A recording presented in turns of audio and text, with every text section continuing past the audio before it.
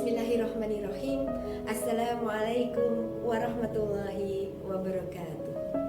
Alhamdulillah, alhamdulillahilladzi arsala rasulahu bil huda wa dinil haq liyudhhirahu ala dini kulli wa kafa billahi syahida.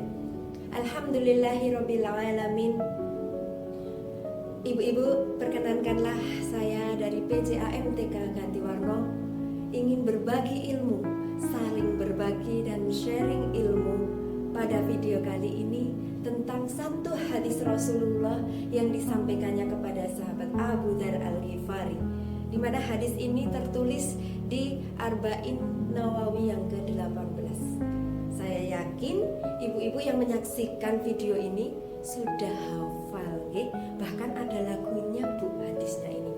Ittaqillaha haitsuma kunta wa atbi'is sayyi'atal hasanata tamhuha wa khaliqin nasa bihuluqin hasanin.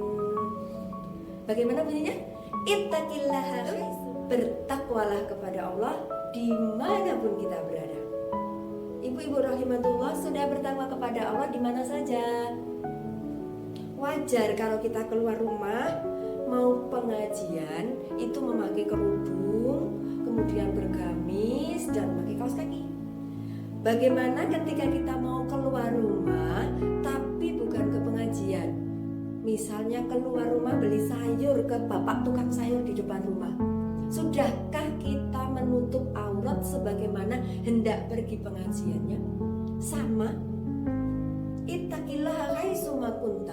Yang sering saya temui ibu-ibu di luar sana, ketika hendak pengajian, contoh kecil, mereka sudah menutup aurat dengan baik, tetapi ketika keluar rumah, ke depan rumah, membeli sayur ke tetangga atau bersilaturahim ke rumah tetangga, itu memakai baju dinas malam. Astagfirullah, belum menutup aurat. Apakah itu sudah wujud ittaqillahnya kita kepada Allah? Haitsuma kunta, dimanapun kita berada. Saat dalam diam, saat dalam sendiri, sudahkah kita bertakwa kepada Allah? Di depan HP bersama dengan teman-teman dilihat, yang dilihat kajian. Tapi saat tidak ada yang lain, di depan HP yang dilihatnya wallahu a'lam. Jadi ittaqillaha haitsuma kunta ini, bertakwalah kepada Allah dimanapun kamu berada, di saat kamu ramai bersama orang maupun di saat kamu berada sendirian di tempat yang paling sunyi. Yang kedua, wa atbi'is sayyi'atal hasanata tamhuha, dan ikutilah perbuatan-perbuatan dosa, perbuatan-perbuatan buruk yang kita lakukan dengan perbuatan baik. Bu, kita sadari kita semua adalah manusia yang tak luput dari dosa. Siapapun pernah berbuat dosa. Maka di hadis ini diperintahkan untuk menutupi kesalahan dosa-dosa kita itu dengan kebaikan. Kebaikan yang pertama tentu saja kita taubat dulu. Setelah itu kita ikuti kebaikan yang banyak. Contoh, kita simulasikan ini adalah hati kita yang bersih. Bangun pagi bersih, belum berdosa apa-apa. Mulai agak siangan sedikit ketemu sama tetangga, si A ngobrolin si B ngobrolin si C kembali lagi ngobrolin si A. Noktah, ada noda dosa. Kita keluar rumah tidak menutup aurat. Kita berkhianat. Kita tidak tepat janji. Banyak sekali keburukan yang kita lakukan dalam satu hari saja. Maka melalui hadis ini Rasulullah memerintahkan kita untuk mengikuti atau menutupi semua kesalahan kita itu tadi, paling tidak dengan banyak-banyak melakukan kebaikan. Ibaratnya ini adalah kebaikan.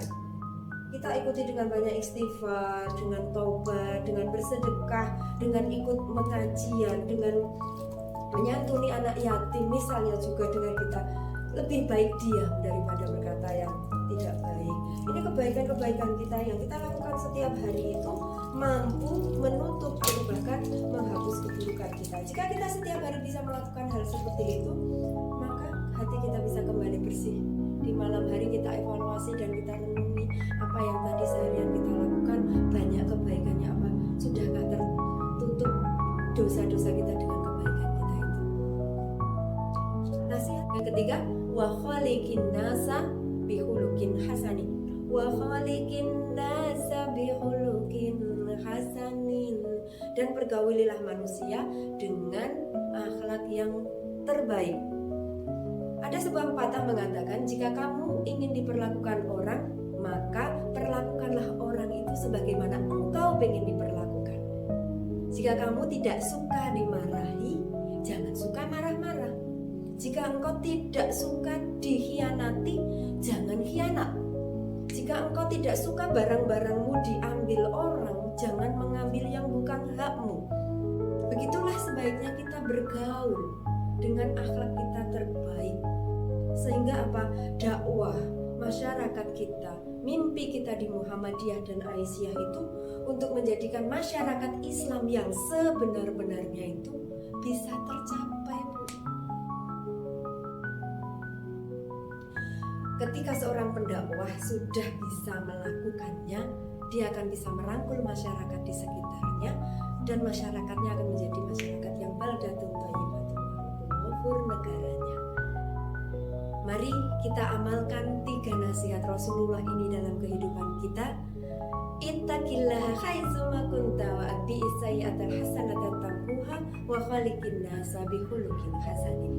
Dan kurang lebihnya mohon maaf. Aku qauli hadza astaghfirullah li wa lakum. Assalamualaikum